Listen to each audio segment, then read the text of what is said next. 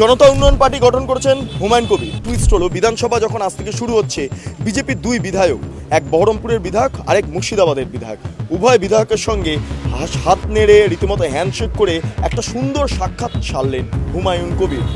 ব্যক্তি হুমায়ুন কবির আমার কোনোদিন আমার জমির ফসলও কেটে দেয়নি, আমার বাড়িতে আগুনও লাগায়। মানে উনি কি মুসলমানদের পক্ষে রয়েছেন? মুসলমানের পক্ষে কি আছেন কি মানুষের পক্ষে আছেন, মানুষ ডিসাইড করবে।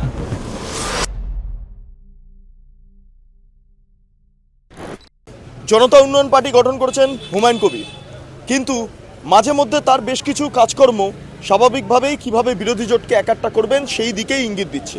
সম্প্রতি তিনি সিপিএমের রাজ্য সম্পাদক মোহাম্মদ সেলিমের সঙ্গে সাক্ষাৎ করেছেন এবং হুমায়ুন কবির বেঙ্গল লিবার্টিকে সরাসরি জানিয়েছেন ফেব্রুয়ারি মাস পর্যন্ত সময় দিচ্ছি, তার মধ্যে সামগ্রিকভাবে এই জোট প্রক্রিয়া কমপ্লিট হবে, নাহলে সময় অনুসারে কথা বলবে। এরই মাঝে টুইস্ট হলো বিধানসভা যখন আজ থেকে শুরু হচ্ছে, বিজেপির দুই বিধায়ক, এক বহরমপুরের বিধায়ক আরেক মুর্শিদাবাদের বিধায়ক, উভয় বিধায়কের সঙ্গে হাত নেড়ে রীতিমতো হ্যান্ডশেক করে একটা সুন্দর সাক্ষাৎ সারলেন হুমায়ুন কবির।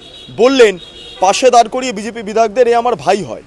ভাবতে পারছেন, হঠাৎ করে হয়তো তিনি বিজেপি বিধায়কদের দিকেও কিছুটা ঝুঁকছেন, কারণ তৃণমূল কংগ্রেসকে পরাজিত করতে হবে।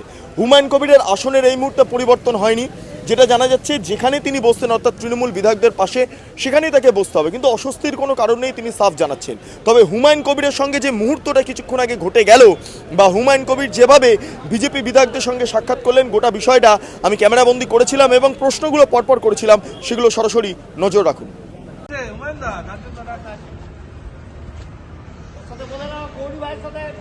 যে ছবি দেখছে এই মুহূর্তে,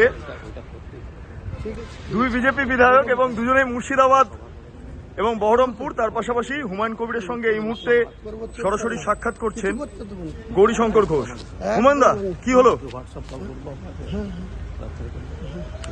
হুমায়ুন দা, কি ব্যাপার? বিজেপি বিধায়কদের সঙ্গে এত কথা? আমার ভাই, আমার ছোট ভাই, একসময় ওর নেতৃত্বে আমি বিজেপি করেছি 2019-এ। ও জেলার প্রেসিডেন্ট ছিল, আমি ক্যান্ডিডেট ছিলাম। আমার ভাই, এর সঙ্গে রাজনীতির কোনো ব্যাপার নাই। ও বিজেপি করে, আমি জেউপি করি, আগে টিএমসি করেছি, বিজেপি নিজে করেছি, আমি মুর্শিদাবাদের ক্যান্ডিডেট ছিলাম। তোমরা জানো না? না, একটা বিষয়, মানে গৌরীদা, আমিও জিজ্ঞেস করবো, আপনি তো একাধিকবার হুমায়ুন কবিরের বিরুদ্ধে কথা বলেছেন, বিষোদ্গার করেছেন, আজকের দিনে দাঁড়িয়ে একসঙ্গে কেন? তৃণমূল ছাড়লো বলে? দেখুন, আমি সৌজন্যের রাজনীতিতে বিশ্বাসী। মঞ্চে যখন দাঁড়িয়ে থাকি, পলিটিক্যাল প্ল্যাটফর্ম থেকে ভাষণ দিই, বিপরীত দিকে যারা থাকে তারা আমার রাজনৈতিক প্রতিপক্ষ, তাদের বিরুদ্ধে অনেক কথা বলতেই হয়। ব্যক্তি হুমায়ুন কবির আমার কোনোদিন আমার জমির ফসলও কেটে দেয়নি, আমার বাড়িতে আগুনও লাগায়। তৃণমূল কংগ্রেসের যাদের সঙ্গে আমার হয় কথাবার্তা, শাওনী সিংহ রায় আমার বিরোধী দাঁড়িয়েছিলেন, তিনি আমার ব্যক্তি শত্রু নন, রাজনৈতিক প্রতিপক্ষ। তিনিও আমার বাড়ি জ্বালাতে আসেনি, আমিও তার বাড়ি জ্বালাই। মঞ্চে দাঁড়িয়ে যখন ভাষণ দিই, রাজনৈতিক প্রতিপক্ষ হিসেবে ভাষণ দিই। ব্যক্তিগত যখন দেখা হয়, দিদি বলে আমিও কথা বলি, উনিও ভাই বলে। মানে হুমায়ুনদার কাছ থেকে এবারে কিছু সাহায্য পাবেন? হুমায়ুনদা আমার পার্টির এমপি ক্যান্ডিডেট ছিলেন, আমার পার্টির জেলার ভাইস প্রেসিডেন্ট ছিলেন আমি যখন প্রেসিডেন্ট ছিলাম। আমরা আজকে দেখা হয়েছে, আমরা একই জেলার মানুষ। আমাদের লক্ষ্য, যে পার্টি করি না কেন, মুর্শিদাবাদ জেলার সার্বিক বিকাশ ঘটাতে হবে। পিছিয়ে পড়ার জেলার আমরা মানুষ। এই জেলা ৭৯ বছর স্বাধীনতা অর্জন করেছে, কোন সরকার মুর্শিদাবাদ জেলার সার্বিক বিকাশের লক্ষ্যে কেউ কাজ করেনি। সবাই মুসলিম ভোট নিয়েছে, মুসলিমদেরকে ভুল বুঝিয়েছে, আর আজকে ওখানে গোটা মুর্শিদাবাদ জেলাটাকে পরিযায়ী শ্রমিকের হাব তৈরি করেছে। একটা মাত্র মেডিকেল কলেজ, ৯৫ লক্ষ মানুষের বাস, একটা বেডে 4 জন নিচে পড়ে আছে, ডাক্তার নেই, কার্ডিওলজি নেই, নেফ্রোলজি নেই, নিউরোলজি নেই। একটা ৯৫ লক্ষ মানুষের জেলা। আর এরা বলে যে আমরা সংখ্যালঘু সম্প্রদায়কে ভালোবাসি, আর বিজেপি সংখ্যালঘুদেরকে ভালোবাসে না।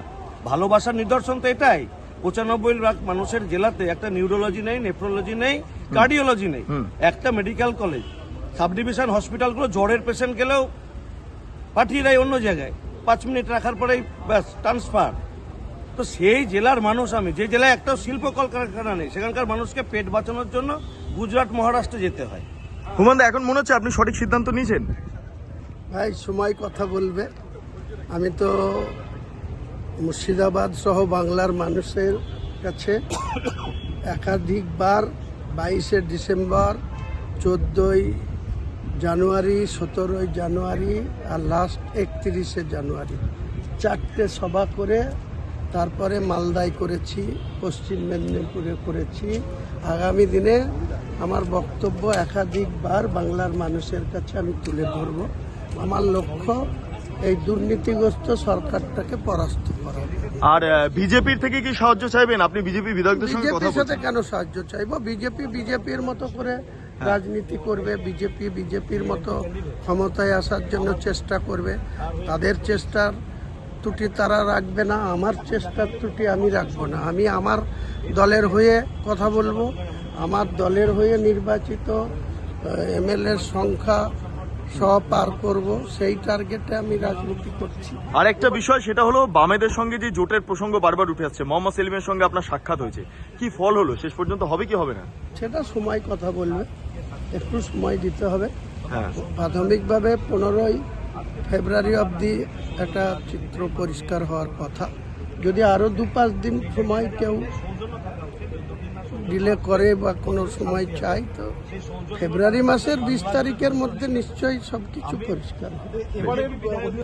আপনারা দেখলেন কি ঘটলো না ঘটলো, কিভাবে একে অপরের প্রতি একটা শ্রদ্ধার বিষয়টা তুলে ধরলেন। মুর্শিদাবাদের যে উন্নয়ন অনুন্নয়ন, সে বিষয়টাও হুমায়ুন কবিরকে সামনে রেখে কার্যত গৌরীশঙ্কর ঘোষ বিজেপির মুর্শিদাবাদের বিধায়ক, তিনি উত্থাপন করলেন। অন্যদিকে দাঁড়িয়ে বিজেপি পরিষদীয় দলের যে ঘর রয়েছে, সেখান থেকে কাঞ্চন বাবু, যিনি বহরমপুরের বিধায়ক, তিনি পর্যন্ত হুমায়ুন কবিরকে হাত নাড়লেন। এই যে ছবি ধরা পড়লো, তাতে একটা বিষয় স্পষ্ট, বিজেপির সঙ্গে আপাতত মুর্শিদাবাদ জেলাতে হুমায়ুন কবিরের খুব একটা সংঘাত নেই। কারণ হুমায়ুন কবির এর আগেও বিজেপির তরফে প্রতিদ্বন্দ্বিতা করেছিলেন, তিনি পরাজিত হয়েছিলেন ঠিকই, তবে প্রতিদ্বন্দ্বিতা করেছিলেন। কিন্তু আজকের দিনে দাঁড়িয়ে বিজেপির যে ভূমিকা, সেই ভূমিকায় তিনি খুব একটা অসন্তুষ্ট নন, যতটা তিনি অসন্তুষ্ট তার প্রাক্তন দল তৃণমূল কংগ্রেসের প্রতি। এখন দেখার বিষয়, হুমায়ুন কবিরের যে রাজনৈতিক কৌশলবাজী প্রক্রিয়াটা ইতিমধ্যে শুরু হয়েছে মুর্শিদাবাদ জুড়ে, সেটা কোন দিকে এগোয়। তবে হুমায়ুন কবির একাধিকবার বলেছিলেন যে বিজেপির সঙ্গে হাত মেলাতে কোনো আপত্তি নেই। তবে আজকের দিনে দাঁড়িয়ে বিজেপির মুর্শিদাবাদ এবং বহরমপুর এই দুই জেলার যখন বিধায়কের সঙ্গে হাত মেলাতে দেখছি, তখন খবর বা যে পলিটিক্যাল যে টুইস্ট, সেটা একটু অন্যদিকে ঘুরছে, তার বলার অপেক্ষা রাখে না। বিধানসভার মধ্যে দেখুন, আমরা সব একটা পরিবারের মধ্যে মতো। এখানে কে কার সাথে হ্যান্ডশেক করছে, কে কার সাথে কথা বলছে, এটা নিয়ে জাস্টিফাই করা আমার কাছে ঠিক, আমি এটা অন্তত করবো না। আপনি কি বিশ্বাস করতে পারেন হুমায়ুন কবিরকে? বিশ্বাস অবিশ্বাসের জায়গা হচ্ছে মানুষ করবে, আমার বিশ্বাস অবিশ্বাসে নিয়ে উনি জিতবেন হারবেন না। মানে উনি কি মুসলমানদের পক্ষে রয়েছেন? মুসলমানের পক্ষে কি আছেন, কি বাংলার মানুষের পক্ষে আছেন, মানুষ ডিসাইড করবে। আচ্ছা, আপনার কাছে শেষ প্রশ্ন, এইবারে পলিটিক্সটা অনেকটা সেই হিন্দু মুসলমান হয়ে যাচ্ছে না? হ্যাঁ, ধর্মীয় রাজনীতির দিকে টার্ন করছে, আমাদেরকে সেটা বাঁচাতে হবে। বাংলার কৃষ্টি কালচার সবসময় সম্প্রীতি ঐক্যে বিশ্বাস করে, সেটাকে আমাদেরকে ফিরিয়ে নিয়ে আসতে হবে। আপনারা এতক্ষণ ধরে দেখছিলেন বেঙ্গল লিবার্টি চ্যানেলটি। অবশ্যই ভালো লাগলে লাইক করুন, সাবস্ক্রাইব করুন, শেয়ার করুন, বেল আইকন ক্লিক করুন, www.bengalliberty.com, সেখানে ক্লিক করুন। সমস্ত খবর আপনাদের জন্য সাজানো রয়েছে। স্বাধীন, কাঁচিন এবং গেরিলা সাংবাদিকতার পাশে দাঁড়ান। অসংখ্য ধন্যবাদ।